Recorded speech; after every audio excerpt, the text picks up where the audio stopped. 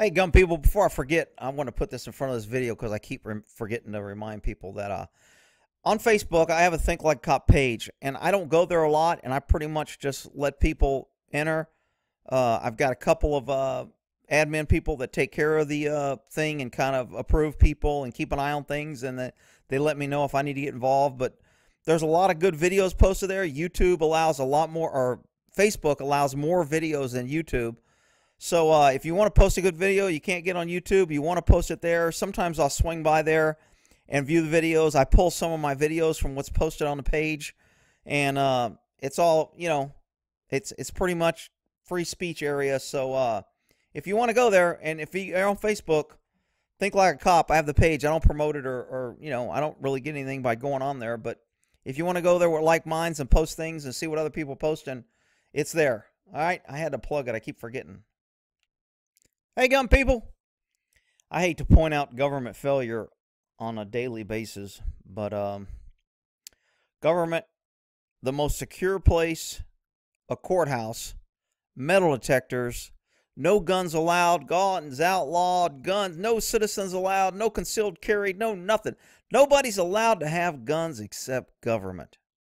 And somehow, a poor inmate on his way to doctor school somehow got locked up, grabbed a gun from a deputy, shot and killed 2 bailiffs, wounded another deputy, and shot 2 other people. And then other people came, responded, and killed him. And it just goes to show, you know, when government tells you if only we have guns, you'll be safe, it just never works out. Let's take a look at this. When an inmate was trying to be moved from a cell by a deputy and a bailiff, a fight occurred with that inmate on the way to the courtroom, and that inmate was able to disarm one of the officers. We are still investigating to find out what officer, and was able to get that gun and then shoot the deputy and then shoot and kill 2. If government didn't have guns, the guy couldn't have got the gun. Isn't that what they tell the people? If we just give up our guns, then bad guys won't get them. So they get in a courthouse where no guns are allowed, and you have to walk through a metal detector to get in there. They bring guns in, and then when a bad guy gets their gun, somehow they don't understand how it happened. But, you know, is it the gun's fault? Should we have more restrictions on government with guns? No, no, no. When government makes a mistake with guns, it's not the gun's fault, and it's not government's fault. Only when pesky citizens have guns, they need to get the guns. Bailiffs. He then shot a civilian in the arm and was taken down by 2 other bailiffs that came to render aid, along with several other officers. We will be releasing their names later tonight after we make sure that all family has been notified of their passing. We have counselors coming in to talk to employees, and due to this incident, the courthouse will be closed tomorrow. There'll be no court in Berrien County tomorrow. So right now, we have all of our detectives, local detectives, the county detectives, the state police detectives interviewing. Wow, a lot of detectives. Wonder if somebody on the street, when they get killed, if they get all those detectives. No, they don't. All of the witnesses that were there. And we have the Michigan State Police Crime Lab here to process the scene. As soon as the scene is processed, the victims will be removed to Grand Rapids for an autopsy.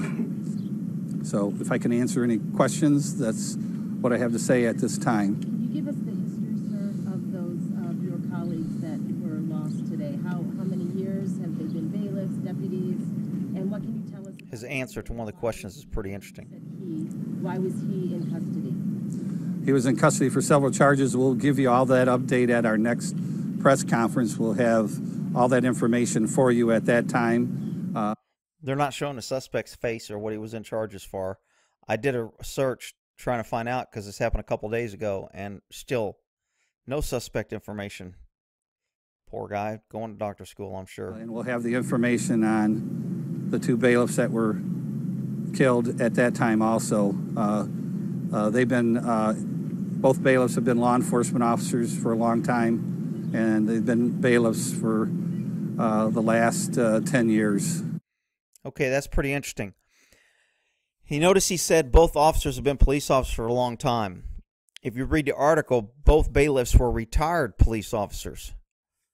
So they were retired on the job, and then they've been working 10 years in another government position carrying a gun, which means they're probably up there in age, which means they're probably not in great physical shape, which means they probably shouldn't be fighting with people trying to protect their gun. But yeah, we won't discuss that. Let's, you know, it's not the gun's fault, and it's not government's fault. It's the bad guy's fault when government causes shootings. Can you give us more information about, more details about how he was able to get that gun? Well, that's what we're investigating right now. Sure. So all the detectives are piecing that together from all the cameras that we have at the courthouse, and I have more details. Okay, so they're going to have cameras and details and everything. It's been 3 days, and there's still no details. I can't find anything. So, but anyway, I noticed in another article that I read, this is interesting. Back in 2016, a bailiff in the same county courthouse accidentally shot a hostage during a standoff. I wonder if that bailiff was retired police, retired from another job, been a bailiff for 10 years. You know, you start being a cop's a young man's job. I see a lot of old guys doing it. I mean, look, I know guys can't let go. A lot of people in police work just can't let go. They just have to be involved. I mean, I know guys that, you know, since I've retired, those guys have been retired. They've gotten another job. They retired from another place. They're working on their 3rd job because they just can't walk away from the authority, power, badge, position. It's a drug. I mean, that's why politicians don't retire. But anyway, in this same county, you know, maybe there's a problem with the bailiffs, training, hiring, etc. No, Rick, that's not the problem. Okay, let's go back to this incident. Now, how can we twist a quota hire that doesn't do her job and make her a hero? Well, let's see. Let's see if the media can maybe do that. Michigan Department of Corrections said a probation agents are normally armed. A probation agent was in a courtroom and saw the gunman run past her. And she didn't chase. She didn't grab him. She didn't engage him. What did she do?